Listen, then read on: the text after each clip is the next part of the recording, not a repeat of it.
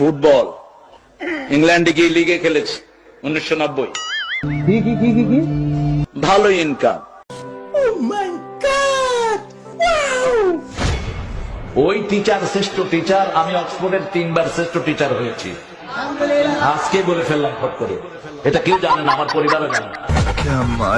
British একজন মডেলকে আমি কালেমা পড়ালাম, ব্রিটিশ মডেল ছিলেন তিনি। তখন আমি ব্রাইটন ইসলামিক সেন্টারের খতিব, 90 সাল। সঠিক বলেছেন, আপনার বুদ্ধি ভালো।